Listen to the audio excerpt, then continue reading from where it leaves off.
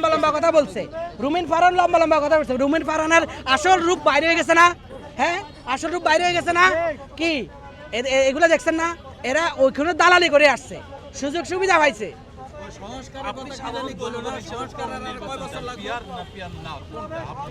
আমার সর্বপ্রথম হয়েছে সংস্কার, প্রশাসন, 1 নম্বরে প্রশাসন, 2 নম্বরে হয়েছে আপনার এই যে মেডিকেলগুলা। বাংলাদেশের মেডিকেলের অবস্থা দেখছেন? বাংলাদেশের মেডিকেল একটা রুগী চাইলে এরা পাগল হয়ে যায়। এরা কেমনে এরে 5,000 টাকার রুগীরা কেমনে 50,000 টাকা বানাইবো, হে পাগল হয়ে যায়। এটার জন্য মেডিকেলগুলো সংস্কার করা হয়েছে। পদ্মা সেতু এগো ইয়া দিয়ে বলবো, গালে দিয়ে বলবো, মেডিকেল মানুষ মারা যাইতে আছে। হ্যাঁ, আপনি পদ্মা সেতুর ইয়া করে, পদ্মা সেতু মেট্রো রেল, আরে ভাই চায়নাতে যায় দেখেন, বিভিন্ন ওয়ার্ল্ড কালে এগুলা গণও না, হাজার হাজার আছে, হাজার হাজার আছে, হাজার হাজার বিভিন্ন। আপনি অন্যান্য হাজার হাজার পদ্মা সেতু এরকম হাজার হাজার পদ্মা সেতুর মতন ইয়ে করে রেখেছে, এর ব্যবহার করে, এগুলো গণায় না। এটা করে দিছি, এটা জনগণের টাকা দিয়ে করছি।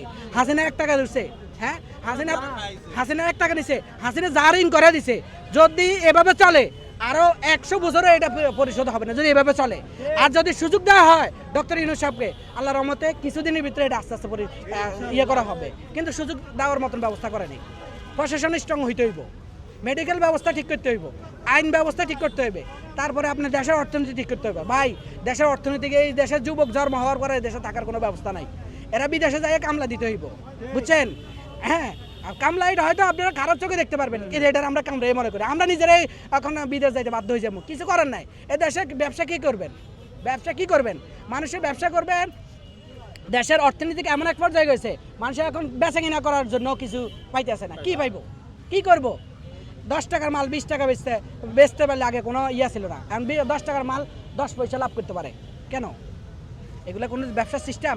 প্রতি বছরে মানুষের ব্যবসায়িকরা লস দিতে আছে কেন? ওই যে অর্থনীতি কিন্তু ধ্বংস হয়ে গেছে। এখন এটার জন্য আমরা প্রশাসনিকভাবে চাইতে আছি এটা যেন একটা ভালো একটা ব্যবস্থা করে, ইউনূস সাহেবরা যেন একটা সুযোগ দেওয়া হয়। হ্যাঁ, কিন্তু উনি সাহেব কাকে?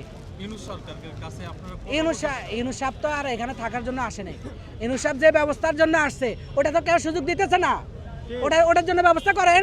যেভাবে নির্বাচনের জন্য পাগল হয়ে গেছেন আপনারা, এভাবে সংস্কারের জন্য পাগল হন, অটোমেটিক তো দিকে যাবো। হ্যাঁ, নির্বাচনের জন্য পাগল আমি কেন করতেছেন? সংস্কার দরকার আছে না ভাই? সংস্কার দরকার আছে না? আমরা নির্বাচন দিয়ে কি করবো? 15 বছর ভোট দিই নাই, কিছু হয়েছে? কথা বলতে পারি নাই। হ্যাঁ, তাইলে আমাদের কি, আমাদের সংস্কার দরকার আছে না? আমাদের দেশটাকে যে সুযোগটা পাইছি এই সুযোগটা কাজে লাগার দরকার আছে না?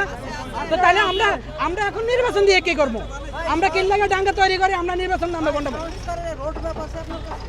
অবশ্যই আছে।